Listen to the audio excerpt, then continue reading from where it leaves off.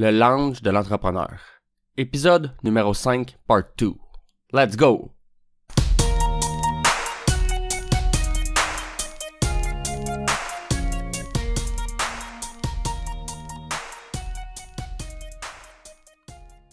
Alors, on se retrouve pour la deuxième partie de l'entrevue avec Maurice Lefebvre.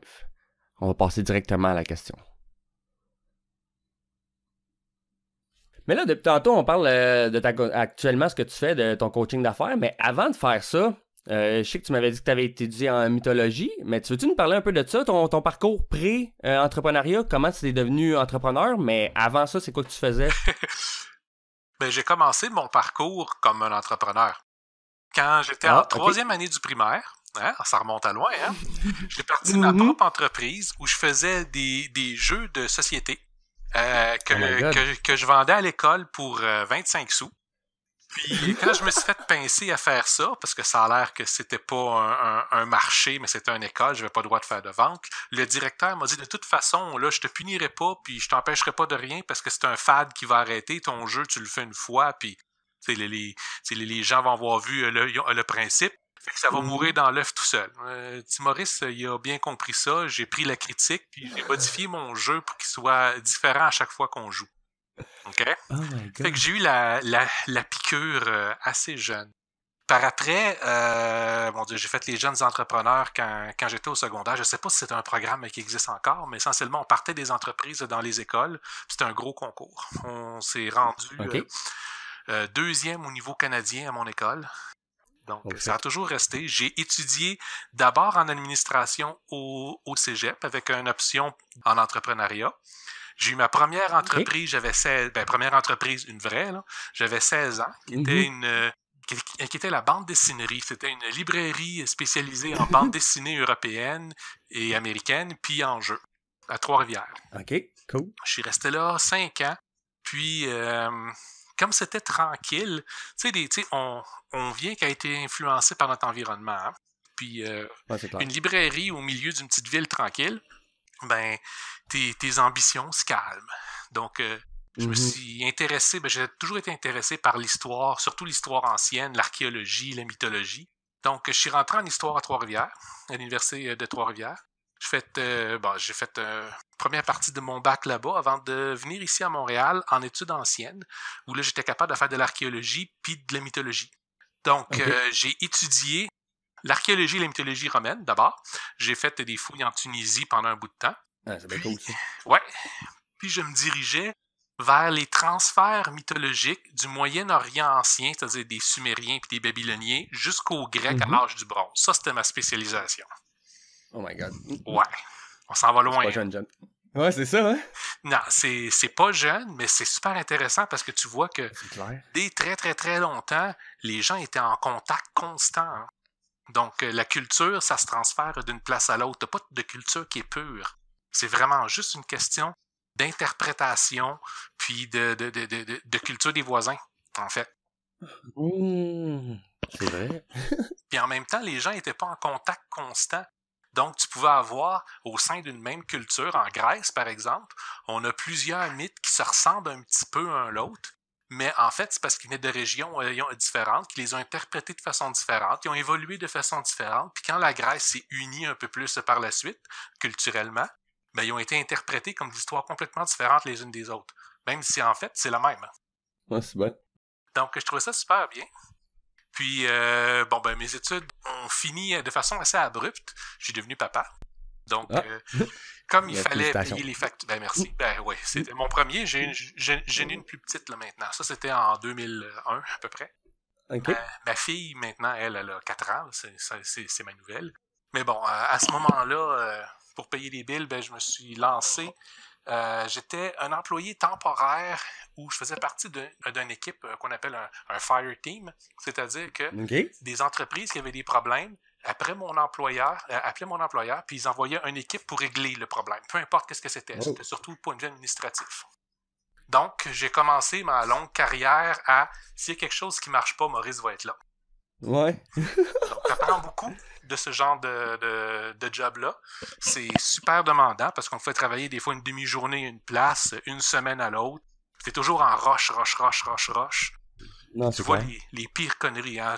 Parmi les pires problèmes que j'ai vus en faisant ce métier-là, c'était quelqu'un qui devait ranger une facture à toutes les semaines de un de ses clients, la filer correctement.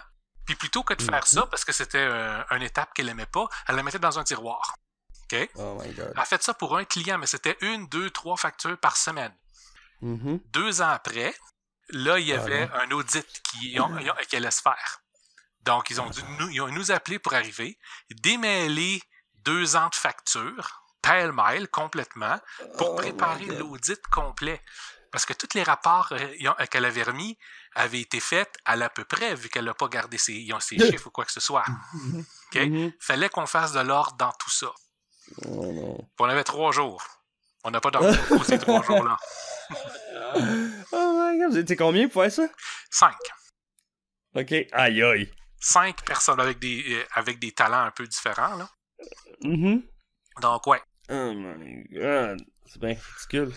Oui, mais on apprend tellement de contextes différents, puis tu apprends beaucoup sur la nature humaine. Hein. J'avais notre chef d'équipe, c'était un excellent mentor, puis il nous faisait vraiment observer comment la situation s'est rendue là, comment elle aurait pu être évitée, comment elle peut rapidement être redressée, comment on peut aider la personne à s'assurer de jamais se retrouver dans la même situation. Donc c'est ça, j'ai commencé par ça, pour ça j'ai passé d'une compagnie à l'autre. J'ai fondé 2 autres entreprises dans cette période-là, un petit peu après ça, dont entre autres une maison d'édition de jeux. On publiait surtout en Europe. Ça a duré pendant 4 ans avant qu'on vende tout ça. Je suis rentré dans le jeu vidéo. Oui, jeu de table. OK. Pour ça, je suis rentré dans le jeu vidéo pour Electronic Arts. J'ai commencé dans le bas de l'échelle. 1 an après, j'étais rendu lead designer sur mes projets mobiles. Je suis resté là 4 ans avec eux autres encore. Puis, c'est pendant que j'étais avec Electronic Arts que je suis tombé en contact avec le mouvement Agile, qui est un mouvement qui change la façon dont on travaille en entreprise. Puis, donc, plutôt que d'avoir des grands projets super longs, tout prévus à l'avance, ben là, on y va plus étape par étape. On essaie de sortir de la valeur le plus rapidement possible. Donc, les concepts étaient intéressants, mais ça a été... Disons, j'étais dans la première vague d'implantation de l'agilité dans l'entreprise, qui a été essentiellement un beau matin, durant un de nos meetings, quelqu'un est arrivé et il dit « Ben maintenant, on est agile. » Et voilà. Fait qu'on ne savait pas qu'est-ce que c'était. Quand on a eu des explications, c'était à partir de maintenant, les managers sont capables de changer d'idée comme ils veulent, quand ils veulent, puis ça ne change pas le deadline puis le budget. C'est pas ça, agile. C'est ça qui avait été compris. C'est ça que beaucoup d'entreprises comprennent. Donc, comme c'est une méthode qui nous autres a fait qu'un projet de 3 mois a duré 1 an et demi, j'ai dit, OK, ça peut pas être populaire si c'est aussi ridicule que ça. Là. Donc, j'ai commencé à lire là-dessus. C'est un peu ce que j'ai tendance à faire. Je comprends pas quand je comprends pas, fait que je veux comprendre. Donc, je suis devenu un expert en agilité, puis j'ai commencé après ça à être coach pour d'autres entreprises, puis leur permettre de faire leur transition mieux que ce que j'ai vécu. Ouais, ben, c'est sûr. C'est sûr que les premières fois que tu fais de quoi, c'est toujours plus dur. Là. Ben, oui, mais sauf que là, c'est même pas nous autres qui l'a fait. La transition a été faite par personne, vu qu'on est devenu du jour au lendemain agile. On se l'est fait, il n'y a eu aucune formation, on savait pas de quoi il parlait. Ah, c'est clair. Ouais. Mais comme tu disais, t'as lu là-dessus, puis t'aimes bien lire quand tu comprends pas quelque chose. Tantôt, t'as parlé d'un livre de Connected Company. Oui. Je sais pas si t'as d'autres livres que t'aimerais recommander sur l'entrepreneuriat, je sais pas. Plein. Toujours plein de livres. T'aimes vraiment ça lire. Toi, lire, c'est quelque chose que t'aimes beaucoup? Ben écoute, ma vie, c'est absorber de l'information puis de la revomir d'une autre façon.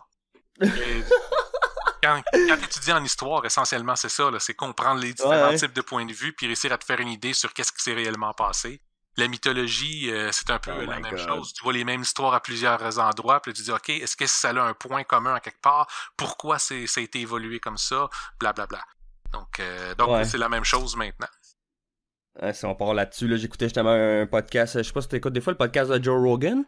Il y en a un qui a reçu deux Égyptiens vraiment...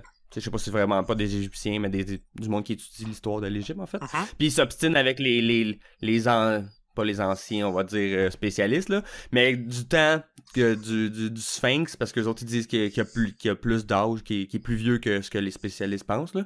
Mais ils sont justement en train de s'assiner parce que les autres, ils pensent, selon l'érosion de la roche, ils disent qu'il y avait de l'eau, mais ça date de au-dessus de 5000 ans, ou 10 000 ans, je me souviens plus combien, là. Fait qu'en tout cas, c'est juste, comme tu dis, il faut que tu prennes de l'information, puis toi-même, tu l'évalues, comme si tu veux, là. Ouais. Le passé critique, c'est extrêmement important, même quand ça nous amène à dire des niaiseries. Ouais. C'est pas grave d'avoir tort. Mm-hmm. Mais des fois, il faut juste dire les choses. On voit régulièrement ça là, dans les débats scientifiques. Que sa théorie vient d'être prouvée qu'elle était pas bonne, puis un paquet de monde commence à rire de lui. C'est complètement idiot. Là.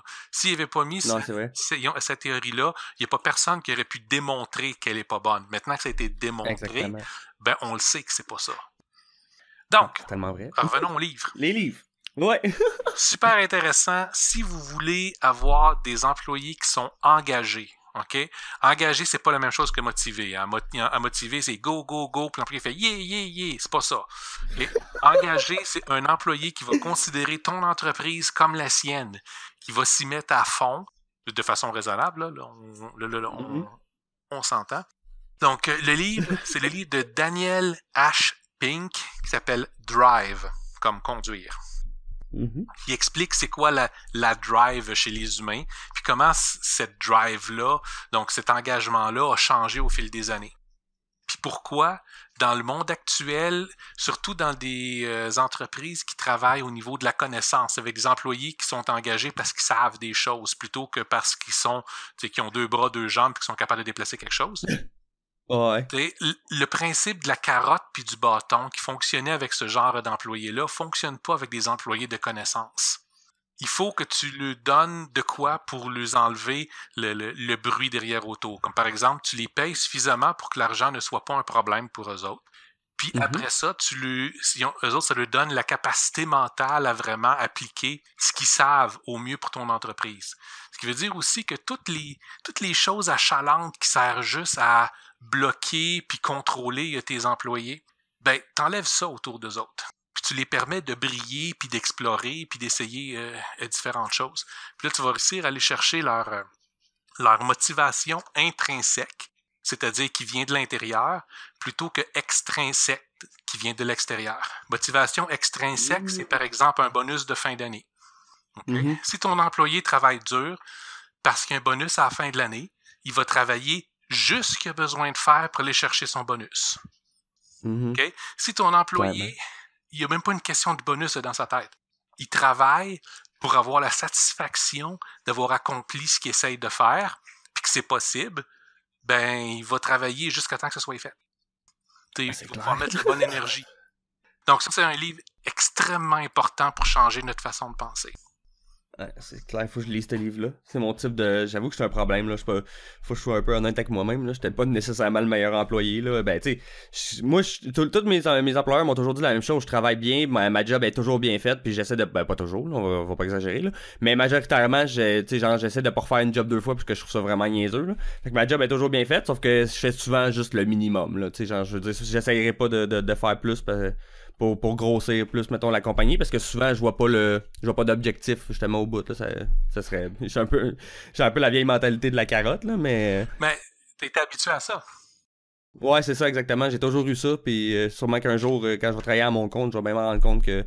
Mais dès que j'entends des histoires comme ça, je trouve que cette façon de penser-là est vraiment très bonne, là. Puis elle commence avec les boss, avec les leaders de l'entreprise. J'utiliserai pas le terme boss parce que dans un autre de mes articles de blog, je parle... C'est sûr qu'on va plugger ça aussi. Il faut. Je parle des différents types de leaders, puis j'explique pourquoi un boss, c'est pas un leader. Un boss, sa job, c'est d'être en contrôle. Des fois, quand il n'y a pas de besoin, instinctivement, sans même s'en rendre compte, il peut créer des situations de crise juste pour être en contrôle puis justifier son salaire. C'est pas ça que tu veux. Okay? Non. Les meilleurs leaders n'ont pas à s'occuper de grand-chose. Ils créent les bonnes situations, ils donnent aux gens les bons outils qu'ils ont besoin, ils leur enlèvent leurs limites, puis ils vont s'occuper de leurs propres affaires pendant que les gens à qui ils ont donné tout ça sont maintenant en masse capables de livrer tout ce qu'on s'attend d'eux autres. Ça, c'est un vrai leader. C'est clair, ça fait du sens. Oui. Ça, c'est un sujet, entre autres, il en parle un peu dans Drive, il en parle dans Connected Company. Mon Dieu, il en parle à plein d'autres endroits. Un autre livre qui peut être intéressant que j'ai pas ici, tu sais, je sais pas où est-ce qu'il est rendu. Tu l'as prêté, le fameux livre que tu prêtes qui revient pas. Ouais, ça j'en ai plein. Je vais avoir des livres dans à peu près toute la ville. The Connected Company. La copie que j'ai ici, j'en ai juste une copie. J'en ai acheté une douzaine au début de l'année. Ouais. Mais c'est ça, je sais que je les prête et ils reviennent pas. Ouais, ok. Donc. C'est un bon livre, ça veut dire ça? Oui, c'en est un excellent, là. J'y retourne encore régulièrement, là. Puis pourtant, je l'ai lu je sais pas combien de fois. Donc, autre livre intéressant, si vous êtes moins un entrepreneur ou un pro de ces nouvelles façons de penser-là, une bonne introduction à tout ça, c'est le livre Rework de Jason Fried. Ce sont les gens de 47 Signal qui font Basecamp, entre autres. Donc, ouais, ça me dit quoi, mais je sais pas exactement c'est quoi. C'est un outil de collaboration en entreprise. C'en est un des gros, là, un des gros joueurs. Okay. Puis ces gars-là ont créé une entreprise avec un modèle qui était différent, okay, qui est un précurseur à tout ce que nous, on enseigne aujourd'hui, entre autres. Puis avec des mentalités... Bon, ça, c'est un autre sujet qu'il faudrait qu'on embarque peut-être, là, mais non, pas là, ça va être un trop. Donc, ils ont une mentalité teal comme entreprise plus que verte. J'expliquerai ça dans 2 minutes. Le fait est que ils croient beaucoup à des entreprises qui sont poussées, gérées, puis mis en puissance par le pouvoir des gens en tant que tels, mais ils pensent également qu'une entreprise, même une qui commence, son premier et unique but est de faire de l'argent. T'sais, on voit beaucoup de startups aujourd'hui qui vont fonctionner pendant des années. T'sais, regarde Spotify perdre encore de l'argent. C'est fou, là, c'est énorme. Là. Twitter font pas d'argent. Snapchat font pas d'argent. Le but d'une entreprise, c'est de faire de l'argent. Le monde des startups actuels est tellement débile. Okay, c'est la même chose que la bulle du dot-com là, à la fin des années 90. Là.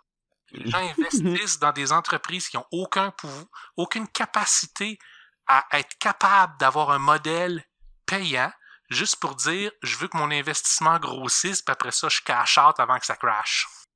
Okay, c'est un peu malade la façon de penser. Ben, eux croient qu'une entreprise devrait se garder, ils ont dans l'idée, il faut que je fasse de l'argent là. Okay? Faut que j'aille me chercher un client là. Le reste est toujours aussi important. Donc, pensez à leurs propres employés, pensez à leurs clients, pensez à leur modèle d'affaires, pensez à grossir, pensez à leur valeur. Mais il ne faut pas oublier le fait que c'est à ça que ça sert à une entreprise. Si tu es capable de t'auto-gérer toi-même puis tu n'as pas besoin d'aller chercher des millions d'investissements ailleurs, ben, ça veut dire que tu es libre. Oui, clairement. La plupart des investisseurs, il faut comprendre que leur but, c'est de revendre l'investissement qu'ils ont fait dans ton entreprise dans les 3 ans puis faire un bon 300% de profit.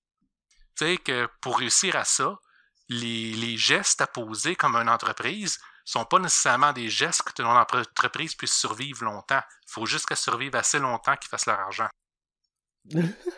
C'est clair. Ouais, bon, j'embarquerai pas là-dessus, là. Non, ben c'est sûr qu'on peut, c'est sûr que ça peut déraper, là. Mais c'est pour ça qu'il faut que les investisseurs, souvent eux autres, il faut que tu fasses confiance au CEO. Mais quand tu es un entrepreneur qui cherche un investisseur dont le but c'est d'avoir une entreprise qui est soutenable à long terme. Si son but c'est de faire flipper ton entreprise, c'est-à-dire de la revendre à profit, ou d'avoir un taux de croissance exponentielle, son but n'est pas ta survivabilité. Non, c'est ça.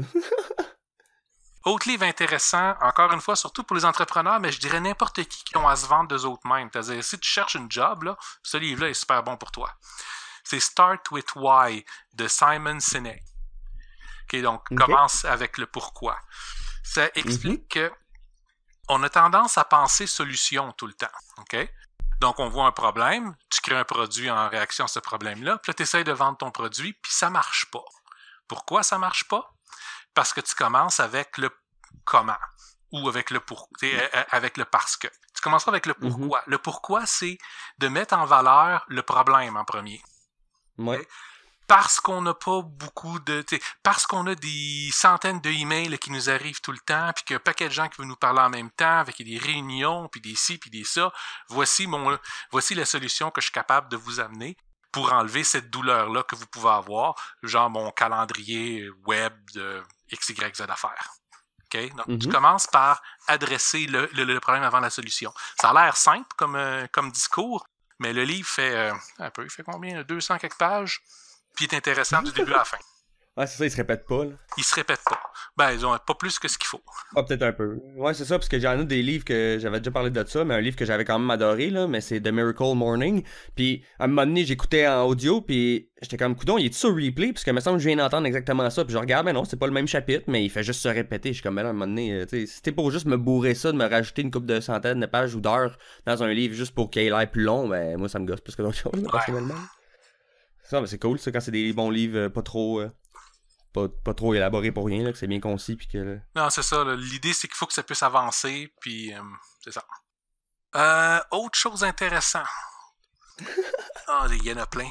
Une des approches qu'on essaie de mettre dans toutes les entreprises, c'est le développement continu, okay? Puis l'amélioration continue. C'est-à-dire que à tous les périodes, on peut sélectionner habituellement ça toutes les 2 semaines, des fois il y en a qui vont faire ça plus court, d'autres plus long, mais de prendre un point pour s'arrêter, pour chacune des équipes, puis des fois pour l'entreprise au complet, puis de se dire, OK, qu'est-ce qu'on fait qui marche?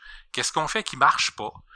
Qu'est-ce qu'on pourrait améliorer dans ce qu'on fait? Puis qu'est-ce qu'on devrait très sérieusement arrêter de faire? Là. On appelle ça une rétrospective. C'est un des éléments clés qu'on a en agilité. C'est de plus en plus utilisé, mais ça peut être un petit peu, quand on sait pas comment les faire, ça peut être un petit peu plate, puis beaucoup de gens verront pas le but si c'est pas fait correctement. Ouais. Il y a un livre qui s'appelle Game Storming, qui, entre autres, touche à ça, mais touche aussi à comment on peut réussir à faire des brainstorms efficaces. Si on dit toujours dans un brainstorm, il n'y a pas de mauvaise idée, amenez tout ce que vous voulez. Puis ton brainstorm finit par être un chaos complet où il n'y a absolument rien de valeur qui sort. Bon, ben, dans le livre Game Storming, tout ce genre de rencontres de productivité-là, puis de rencontres d'innovation-là, puis d'amélioration, sont présentés avec différents types de jeux. Donc, ce sont des activités à faire où sans s'en rendre compte, on va réaliser et faire ressortir ce qui ne marche pas, puis les pistes de solutions possibles. Ah, c'est cool, ça. Donc, Game Storming, qui a été écrit, entre autres, par le même Dave Gray qui a fait Connected Company. OK. Un bon auteur. Oui, super intéressant à lire. Et j'en ai-tu un autre pour toi? Une des approches pour les entreprises, pour les entrepreneurs, là, je sais que je focus beaucoup sur les entrepreneurs, mais parce qu'on s'est rencontrés sur un centre de discussion pour entrepreneurs, c'est The Lean Startup. Ah ouais, mais c'est sûr. Ouais, il faut en parler parce que c'est important. 2 livres importants pour ça. Le premier, c'est celui d'Éric Reyes qui s'appelle The Lean Startup, qui est le livre de base, qui, moi, c'est pas celui que je recommande. Super intéressant à lire, mais il présente son idée vraiment dans les grandes lignes dans ce livre-là. Là, il y en a un nouveau qui s'en vient, il va plus en détail. Mais l'auteur, pour tout ce qui est Lean Startup, que je trouve qui est vraiment à suivre, il s'appelle Ash Maurya. M-A-U-R-Y-A. Son premier livre, c'est Running Lean.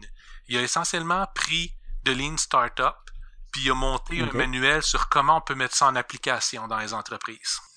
Donc, Running Lean, si c'est quelque chose qui vous intéresse. Lean Startup, c'est un concept où plutôt que de créer tout ton produit puis de le mettre à vendre puis après ça t'apercevoir que ça marche pas parce que t'as pas construit la bonne chose, c'est de développer ton entreprise puis ton modèle d'affaires et puis ton produit par expérimentation puis à le mettre en contact le plus tôt possible avec ta clientèle.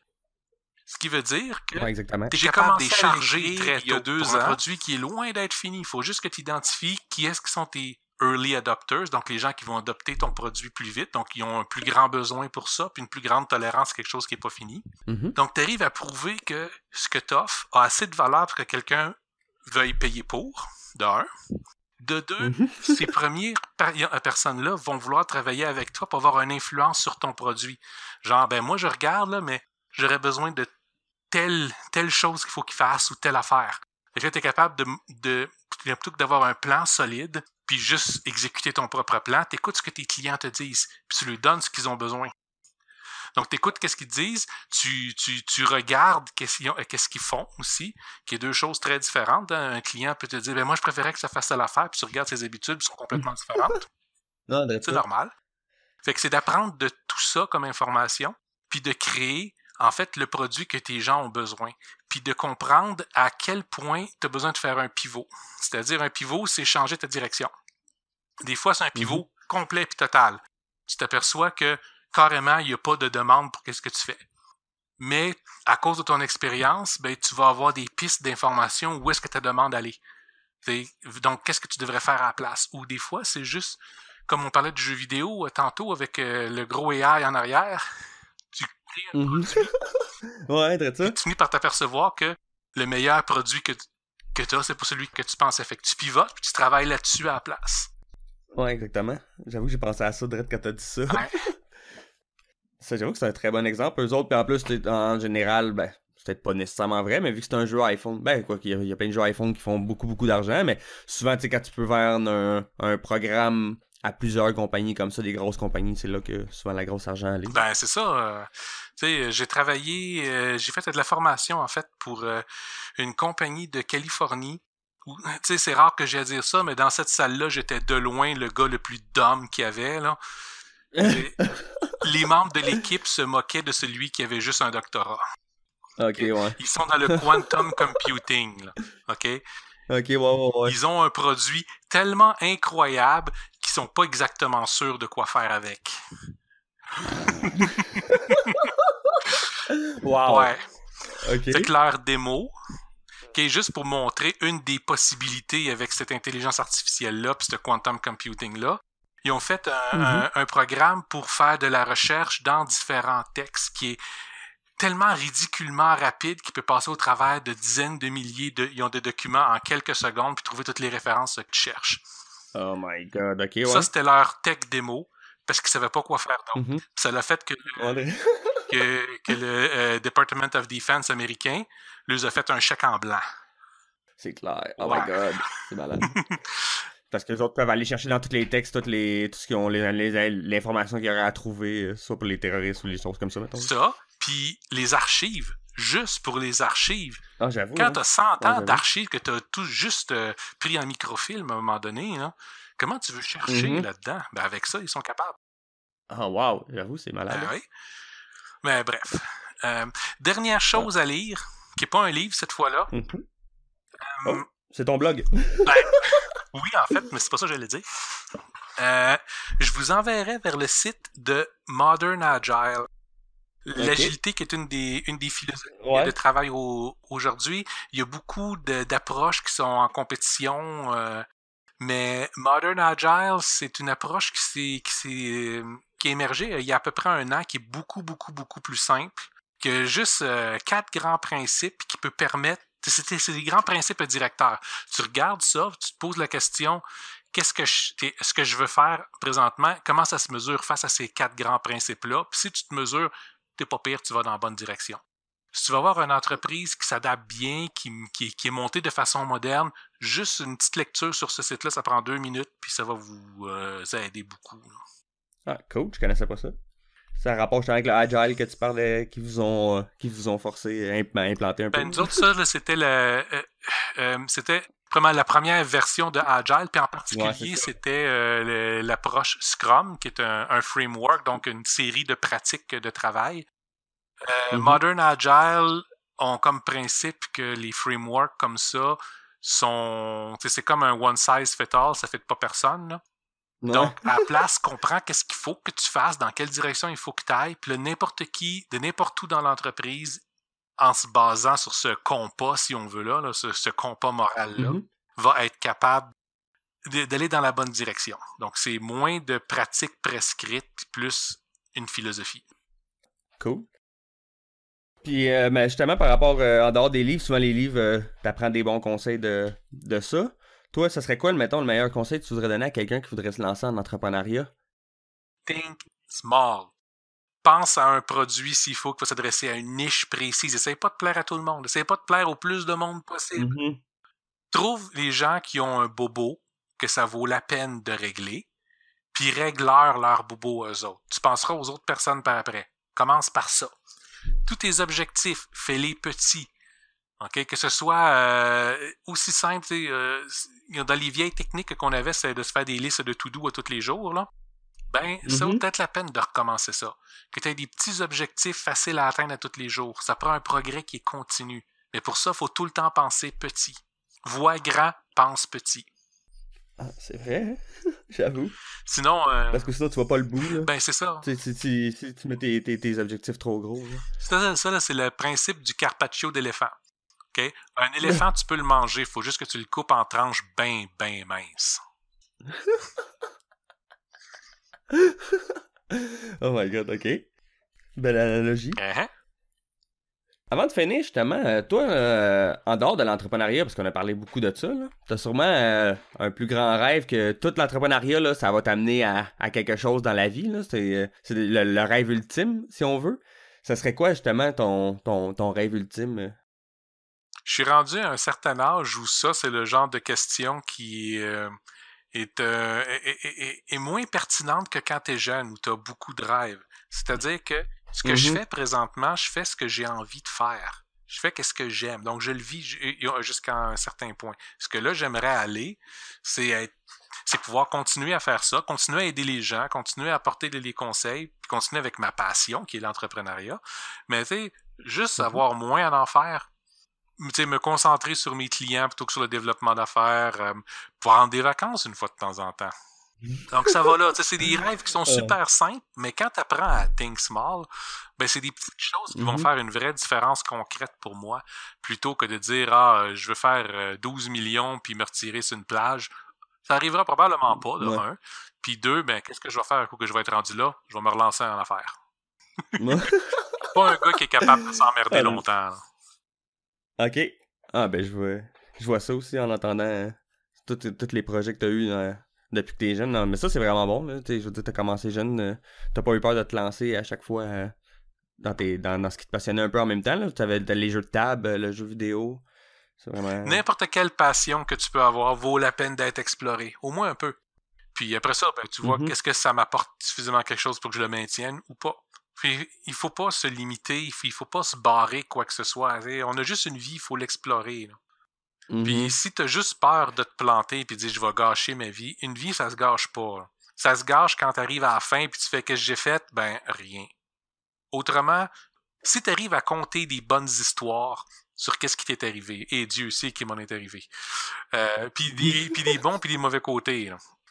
C'est ça qui est important en bout de ligne. C'est une bonne philosophie en finissant. Ouais. Je sais pas si, justement, avant de finir, t'avais d'autres choses que tu voulais rajouter avant de nous plugger tout partout où est-ce qu'on peut te retrouver, ta compagnie, ton blog, etc. Je sais pas si t'avais quelque chose que tu voulais rajouter. Non, je pense qu'on va être bon. Là. Je pense que j'ai assez parlé. Mais pour vrai, c'était vraiment intéressant. Là. Puis je pense que, dans le fond, t'as parlé un peu de ce que tu voudrais parler éventuellement dans ton livre, puis de ce que tu fais. Dans le fond, c'était comme un peu un condensé d'un livre sur comment améliorer sa productivité au travail, comment rendre sa compagnie, mettons, pas meilleure nécessairement, mais un peu meilleure en même temps. Ben, regarde, quand le livre sera prêt, on se reparlera. Ouais.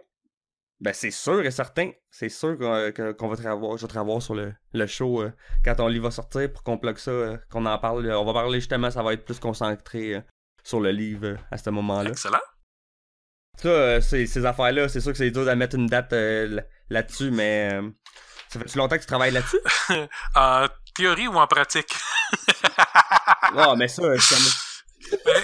tu connais les histoires que ça doit faire genre 4-5 ans que tu y penses, puis ça doit faire 2 ans. J'ai commencé à l'écrire il y a 2 ans, puis c'était pas tout à fait la même direction que j'avais là. Quand Modern Agile a commencé à sortir, j'ai pris mon livre puis je l'ai mis au vidange parce que le gars réussit à dire mieux que moi exactement ce que j'essayais de dire. Puis, donc, j'ai eu une couple de faux départs comme ça. Puis là, je recommence à peine là, depuis 1 mois, je te dirais, à réorganiser ma pensée pour écrire de quoi. Je m'attends 3-4 mois, là, je devrais l'avoir fini. Ah, cool. Mais c'est-tu quelque chose que t'as toujours eu comme rêve un peu, t'as embrassé comme rêve d'être auteur un Quand jour? j'étais jeune, je voulais être auteur, mais tu sais, c'est le principe de j'ai trop d'idées puis j'ai pas la drive pour finir quoi que ce soit. Là.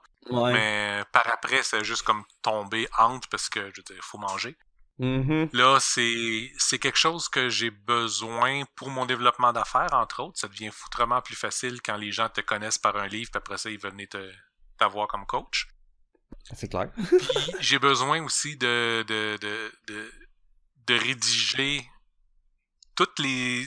Où est-ce que j'en suis, puis c'est quoi les approches que j'emmène. C'est plus facile après ça d'y passer. Ouais, clairement. J'espère que tu vas le mettre en audio. Parce que moi, tu sais, même si je veux lire, ça a toujours l'air intéressant, mais c'est parce qu'aprais 2-3 pages, ma tête part ailleurs, puis j'oublie qu'est-ce que j'ai lu avant. On verra ça à ce moment-là, mais c'est une possibilité. Là. Je te niaise, non, mais sans blague. Je te niaise, c'est sûr que c'est... Je connais plein de monde, là. Surtout, il y a beaucoup de CEO que c'est juste ça qu'ils font. Quand ils sont pris dans le trafic, ils écoutent des audiobooks.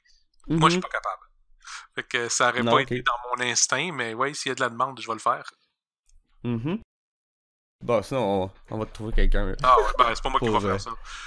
J'ai essayé de faire des cours en vidéo, puis j'ai vraiment eu l'air drôle au début, pendant les quelques premières heures, puis pathétique durant les 2 jours suivants, puis après ça, j'ai dit, OK, je reviendrai là-dessus une autre fois.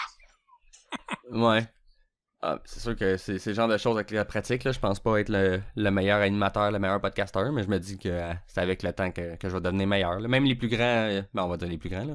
Mais GLD de Entrepreneur on Fire, qui est un des plus gros podcasts d'entrepreneurs aux États-Unis, même dans le monde en fait. Là.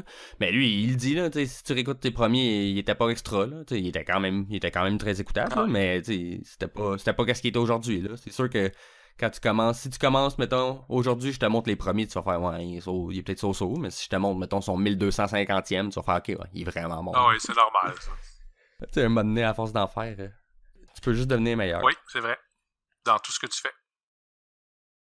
Bon, fait qu'en finissant, tu nous plugger toutes tes affaires, ta compagnie, ton blog, etc.? Oui. Où on peut trouver Maurice? Donc, on peut me trouver via le site de la compagnie Quantum Monkeys. On va refaire le site bientôt, là, d'ici 2-3 semaines, là, donc allez faire un tour. Donc, c'est www.quantummonkeys.com. Super facile. Sur LinkedIn, on peut me trouver à mon nom, Maurice Lefebvre. Donc, si vous avez besoin de me contacter, c'est la meilleure des places. Autrement, je suis sur Twitter, soit via la compagnie, donc vous cherchez Quantum Monkeys, puis on est là, ou par moi-même, donc Maurice himself. La plupart de mes clients sont anglophones, donc ouais, ça fait un peu prétentieux, mais bon, Maurice Lefebvre, il en avait déjà un. Puis mon blog sur Medium, c'est medium.com/quantummonkeys. OK. Et ça, le blog est bilingue. Donc, mes articles sont principalement en anglais, mais mes partenaires écrivent souvent en français. OK, c'est un combiné de vous trois, quoi? En fait, des employés qu'on avait avant aussi. Donc, on a, je sais pas moi, une vingtaine d'articles peut-être, un peu plus. Ça concerne pas mal qu'est-ce qu'on a parlé tout le long du podcast, en fait? Oui. Okay. Grosso modo, c'est le monde des affaires et différentes approches possibles. Sur mon Twitter, en fait, moi, j'écris pas sur Twitter. Je fais juste repasser soit mes propres affaires ou celles des autres. Mais c'est le même sujet aussi. Donc, si vous voulez vous tenir à jour par des penseurs intéressants dans tout ce qui est cutting edge en entreprise, c'est une bonne place. Là. Ouais, cool. C'est bon à savoir. On va aller lire ça définitivement. On a beaucoup de progrès à faire. Je parle de... Là, ce coup-là, je parle de moi, en fait. Mais je suis sûr que je suis pas tout seul dans cette situation-là. Oh non. J'en vois souvent juste les dernières compagnies, justement, que j'ai travaillé, qu'on nommera pas.